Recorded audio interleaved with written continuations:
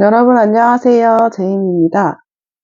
오늘은 제가 뜨게 하는 거를 소개하려고 하는 건 아니고요. 뜨게 하면서 보면은 좋은 잔잔한 영화들을 좀 소개시켜 드리려고 하는데요. 저는 개인적으로 되게 자극적이고 폭력적이고 누군가를 이렇게 죽이는 그런 장면이 담긴 드라마나 영화를 아예 보지를 못하는 성격이에요. 네, 그 이유라고 할 것도 없고 저는 오히려 그런 거를 보고 되게 재밌었다고 얘기하고 그 영화 되게 명작이라고 얘기하는 사람들을 사실 이해를 못 하겠어요. 저랑 비슷하게 이제 그런 영화를 별로 좋아하지 않고 잔잔한 영화들 있잖아요. 이렇게 막 너무 눈물샘 자극해서 막 울게 하는 드라마도 전 별로 안 좋아하거든요. 너무 감정 소모되는 것도 피곤해가지고 그런 것도 잘 안 보는 편이에요.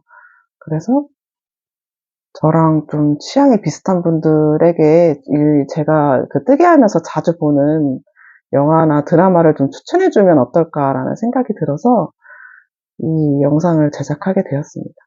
그래서 첫 번째로 제가 여러분한테 추천해드리고 싶은 영화는 이 영화입니다. 짜잔! 리틀 포레스트 한국편입니다. 원래 이거 다들 아시죠, 여러분? 이 영화는 원래 일본이 원작이에요. 일본에서 만든 영화가 원작인데, 일본에서 만든 원작도 제가 한번 봤었거든요. 근데 그거는 좀 일본 문화가 많이 녹아있는 영화라서 한국인 감성에는 조금 이해할 수 없는 장면들이 많더라고요. 그래서 저는 이거는 그냥 원작보다 저희 한국편이 훨씬 좋더라고요. 그러니까 뜨개질 할 때 이제 BGM 되게 잔잔한 BGM이나 좀 평화로운 BGM 들으면서 하면 되게 더 잘 되잖아요. 저는 그렇거든요. 이제 신나는 음악보다 이렇게 좀 잔잔하고 그런 음악을 듣는 게 더 집중도 잘 되고 뜨개질이 더 잘 되더라고요. 근데 이 리틀 포레스트에 나오는 BGM들이 다 약간 그런 류의 음악들이에요. 그래서 이 영화 보면서 한 5, 6번은 봤던 것 같아요. 그러니까 뜨개질 하면서 볼 거 없을 때 항상 넷플릭스에 이게 지금도 있는지 모르겠는데 옛날에는 이게 있었거든요. 그래서 이거를 거의 뭐 뜨개질 할 때마다 그냥 틀어놓고 습관적으로 틀어놨던 영화예요. 네, 이 내용도 좋았던 게, 이 주인공 여자 주인공 이제 김태리가 원래 도시에서 생활을 하다가 공무원 준비인가? 이제 알바를 하면서 공무원 준비를 하다가 이제 너무 지쳐가지고 시골로 떠납니다. 옛날에 엄마랑 살았던 고향집으로 내려와서 일어나는 그런 에피소드들을 다룬 이야기인데, 네, 이 영화에서 가장 인상 깊었던 부분이 이제 이 엄마랑 이 김태리의 관계예요. 이 엄마가 어느 날 가출을 합니다. 그러니까 김태리가 제가 알기로는 이제 성인이 됐을 때 이제 고등학교를 졸업하고 마지막 수능 날이었나? 그때 이제 집에 왔는데 엄마가 없는 거예요. 근데 편지 한 장을 딸랑 놓고 엄마가 가출을 합니다. 근데 가장 제가 인상 깊었던 부분이 그 엄마가 이제 아빠랑 이혼을 했나 사별을 했나 해서 혼자 아이를 키웠는데 그 엄마가 담배를 피는 장면이 나와요. 근데 그 담배를 피는 장면이 저는 되게 신선했거든요. 그러니까 우리가 생각하는 엄마라고 하면은 담배 피는 엄마를 상상하기는 쉽지 않잖아요. 근데 그 엄마가 이제 아이가 학교에 가고 나서 이제 혼자 이제 담배를 피고 허공을 보면서 이렇게 담배를 피고 이런 장면들이 여러 번 나오는데 그 장면을 볼 때, 아, 이상하게 그 담배 피는 모습을 보면서, 아, 그래, 엄마도 엄마가 아니라 그냥 한 사람이지. 한 개인의 삶을 살고 있는 그냥 한 여자지. 이런 생각이 그냥 들더라고요. 그래서 그 엄마가 자기의 이제 엄마로서의 책임감을 다 하다가 이제는 자기 자신을 찾고 싶어 했다는 거를 그 담배를 피는 장면을 계속해서 보여줌으로 자꾸 복선을 깔지 않았나 하는 생각이 들어요. 왜냐면 그 엄마가 담배를 피는 장면을 보면서 저는 되게 그 엄마가 안쓰럽기도 하고 또 되게 독립된 존재로 느껴지기도 하고 되게 여러 가지 감정이 들었었거든요. 근데 또 동시에 이 딸 김태리도 어쨌든 자기 인생을 살다가 자기의 정체성을 찾기 위해 또 엄마랑 살았던 그 고향집으로 돌아오잖아요.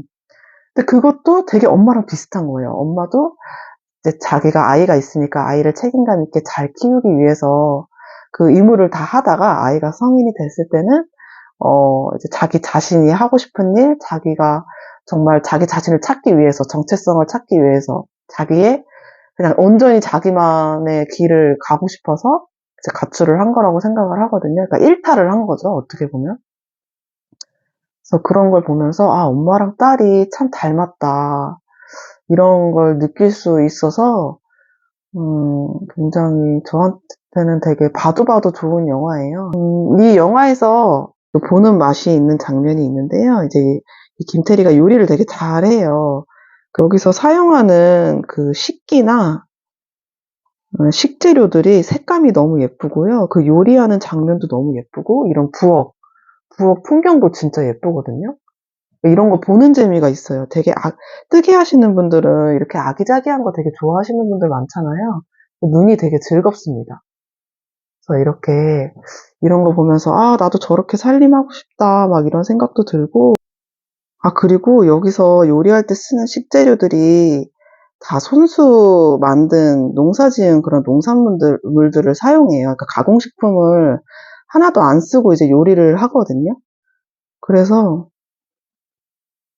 진짜 레시피 있으면 알려주면 나도 똑같이 한번 해보고 싶다 막 이런 생각이 들 정도로 너무 예쁘고, 근데 그게 다 엄마한테 배운 거더라고요. 김태리가 어렸을 때 이 엄마가 그런 가공식품을 하나도 쓰지 않고 요리를 해줍니다. 이거 보세요. 이렇게 이쁘게 요리해줘요. 이렇게. 이런 거, 간식 같은 것도 다 하나하나 다 이렇게 만들어가지고 요리해서 만들어주고, 푸딩도 만들어주고 막 그래요, 엄마가. 그리고 여기 파스타에 지금 꽃 이렇게 올려져 있잖아요. 이것도 마당에서 꽃 따가지고 이렇게 한 거예요. 먹는 꽃. 진짜 예쁘죠? 그래서 첫 번째 제가 추천드리고 싶은 영화는 리틀 포레스트입니다. 봐도 봐도 또 틀어놓고 또 틀어놔도 언제 봐도 되게 기분 좋고 감동 있고 잔잔한 영화거든요. 뜨개 할 때, 진짜 요새 뜨개 할 때 뭐 좀 틀어놓고 싶은데 볼 거 없다 하시는 분들은 추천드립니다. 그리고 다음에 추천드리고 싶은 거는 바로 이 영화입니다. 노팅힐. 이건 엄청 유명했던 영화죠. 되게 옛날 영화인데요. 이거를 제가 처음 본 거는 영국에 어학연수를 갔을 때였어요. 제가 25살 때쯤에 영국에 어학연수를 갔었는데요.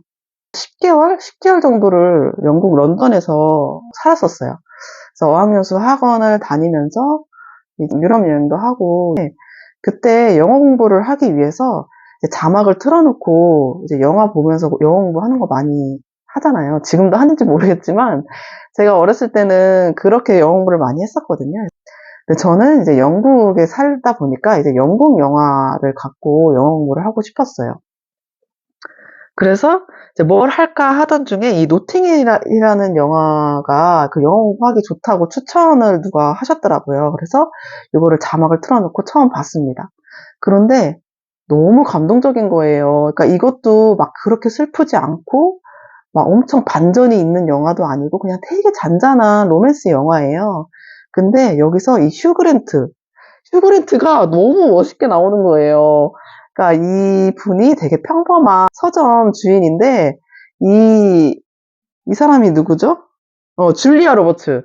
줄리아 로버츠가 엄청 유명한 영화 배우로 나와요. 되게 핫한, 진짜 그 전 세계 누구나 다 알고 있는 영화 배우로 이 노팅힐 영화에서 나오는데 둘이 이제 사랑에 빠지는 영화예요. 근데 그때 당시에 저는 이 되게 초식남이 이상형이었어요. 말도 되게 많고 쇼핑도 되게 좋아하고 되게 조곤조곤하고 약간 이런 남자들도 되게 매력 있잖아요. 그래서 그때 당시에 제가 그런 남자들을 좋아했어서 이 휴그랜트가 너무 제 이상형이랑 부합하는 이미지로 이 영화에 나오는 거예요. 그래서 몇 번이고 봤던 기억이 납니다. 근데 지금도 뜨개질 하면서 그때 당시에 이제 영어 공부를 하면서 이미 저는 이 대사를 다 외웠어요. 영어 공부를 하기 위해서 이걸 몇 번이나 봤기 때문에 이미 영어 대사를 다 외워서 자막이 없어도 그냥 뜨개질 하면서 이렇게 들어도 다 그게 다 이해가 되는 거예요. 그러니까 영어를 잘하는 건 아니지만 이 영화 안에 나오는 대사들은 제가 다 외워버린 거죠. 그래서 뜨개질을 하면서 봐도 아무 문제가 없어요. 이 노팅힐 영화를 뜨개질 하면서 틀어놓으면 가장 좋은 점이 있습니다. 그게 뭐냐면 BGM이에요. 여기 노팅힐에 나오는 BGM이 다 너무 좋아요. 그 She is 그 노래 되게 유명하잖아요. She 이거 이렇게 하는 거. 그것뿐만이 아니라 그게 이제 줄리아 로버츠랑 휴그랜트가 비밀 가든 시크릿 가든 같은 데를 몰래 들어가서 이제 데이트하는 장면이 나와요. 근데 거기서 나오는 BGM이 너무 아름다운 그 노래거든요. 되게 뜨게 하면서 듣고 있으면 되게 기분 좋아지고 사람 이렇게 되게 콩닥콩닥거리게 하고 설레이게 하는 그런 BGM들이 많이 나와서 사실 BGM을 듣기 위해서도 이 영화를 틀어놓고 뜨개를 많이 합니다. 빵과 스프, 고양이와 함께하기 좋은 날. 네, 이것도 되게 유명한 영화죠. 이거는 영화를 보고 있는데 영화를 보는 게 아니라 약간 소설을 읽고 있는 것 같은 느낌이었어요. 그러니까 되게 철학적인 소설 있잖아요. 그러니까 한번 이렇게 읽고 그냥 딱 끝나는 소설이 아니라 자꾸 곱씹어보게 되는 거기에 나오는 대사나 어떤 문구들을 자꾸 곱씹어보게 하는 그런 책이 있어요. 근데 이 영화에 나오는 대사들이 약간 그랬던 것 같아요. 여기에 나오는 여자 주인공이 굉장히 독립적인 성격으로 나와요. 어디에도 의지를 잘 하지 않고 감정 기복도 별로 없고 굉장히 평온한 성격으로 나와요. 엄마가 돌아가셨는데 우는 장면이 안 나와요. 보통 엄마가 돌아가시면 되게 슬퍼하거나 이런 장면이 꼭 나오잖아요. 근데 이 여자분은 어머니가 돌아가셨는데 우는 장면이 안 나오고 굉장히 담담하게 엄마의 죽음을 받아들입니다. 그래서 그 부분이 되게 인상 깊었고요. 한번 나에 대해서도 좀 생각해보는, 그러니까 지금까지 자기가 살아온 인생 방식을 한 번 더 좀 생각해보게 하는 그런 대사들이 되게 많거든요.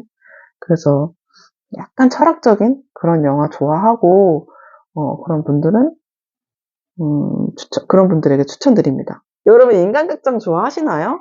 저는 되게 어렸을 때부터 자극적이고 이런 영화나 그런 걸 별로 안 좋아하다 보니까 주로 이제 예능, 되게 깔깔거리고 웃는 예능이나 이제 인간극장을 되게 자주 봤었어요.